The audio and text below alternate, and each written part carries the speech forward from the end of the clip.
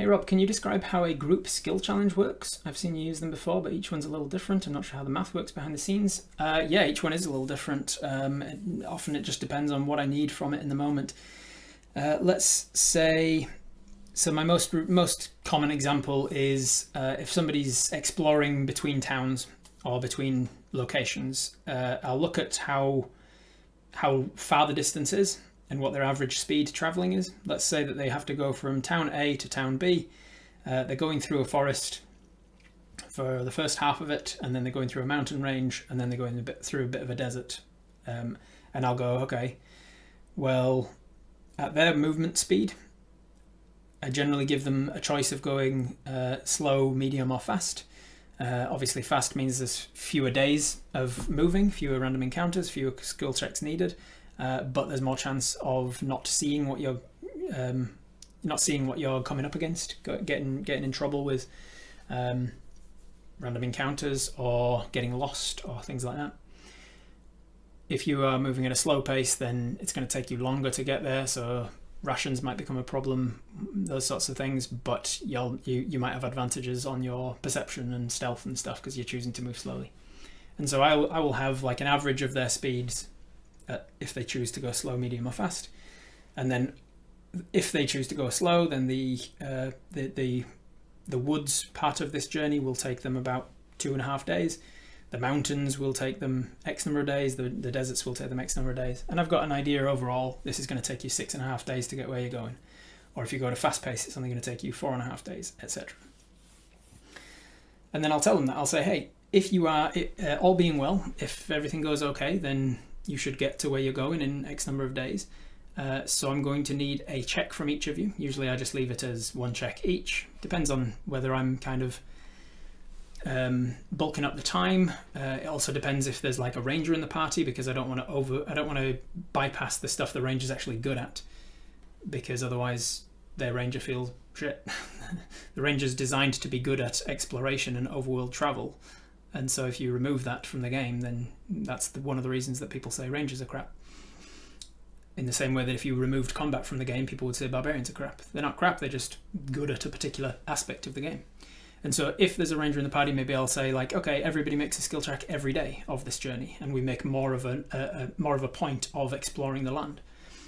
Also, if in the session 0 my players have said to me that they want exploration and world exploration, getting to know my lands, getting to meet random folk on the way, I'll make that more of a focus of the entire session. Will just be like getting from point A to point B. And so it might be like a skill check every day. It might be just like 1 skill check from each of you just to get through the woods, 1 more skill check in the mountains, 1 more skill check in the desert. And this is why it changes, because I change my skill checks and what I need from people to suit whatever the game is that we're playing. But generally speaking, I will set a DC for each person. I'll first ask them to help me DM what is a problem that you come across. I'll give them the setting. I'll say this wood is heavily Fey inspired, and so you might be coming across Fey creatures in this wood, or magic, or like enchantments, or being turned around by crazy mists, or stuff like that. Or this wood is more like a swamp, and there's like hag influence here, and there's evil necrosis, and you might come across dead things or whatever. I'll give them the setting, and then I'll say, given that information, what is a problem that you come across, and how do you encounter it? How do you overcome it? And they're welcome to use their character sheet to do so. And it really does range the gamut based on like what sort of player they are. Some people are min-maxing optimizers who go, oh, well, I've got a +12 in this, so I'm definitely going to find a way to use that. Other people are like, oh, I'm not even going to think about my character sheet. I'm going to think about what my character would like to overcome, and what sort of stories make sense for there to be in this forest or in this mountain range. And then this is going to be the thing. And I'll say, cool, that's going to be an animal handling check. And they look down and go, sweet, I've got a -2 to that. Let's do it. So it really depends on the player at that point.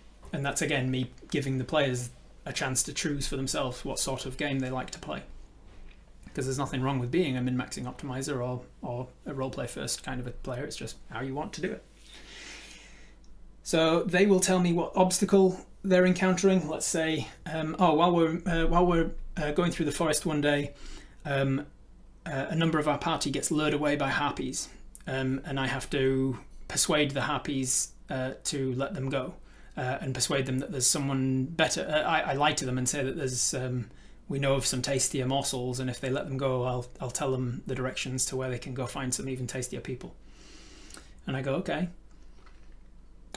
I think deception then. And they're like, cool, yeah, let's make it a deception check. Before they roll, I think, okay, how, given the circumstances, given you and your character and how likely it is that these harpies would believe you, given what I know about the world in this area and how hungry the harpies would be, how often would they feed in a forest like this, I'd say that this is going to be a pretty difficult challenge. I'm going to set the DC in my head at, and then I'll just kind of keep it to myself usually, but it might be like, I'll go 18. And then if they roll an 18 or higher, they succeed on that particular challenge. If they don't, they don't. Usually I use it like a sliding scale more than anything. Sometimes with my skill challenges, I do it as you need a certain number of successes to win, to get to where you need to go without issue. And sometimes I'll do it as you need to get X number total. And so if I do the latter, then it's not that I have a DC in my head. I just say, okay, you need 50 points between you. I roll. I had my 12. Oh shit! I rolled pretty well, so I've got a 26 already. You're like, cool. You're more than halfway there just on your own. And the next person rolls with the -2 to their animal handling. They go, oh, I got an 8.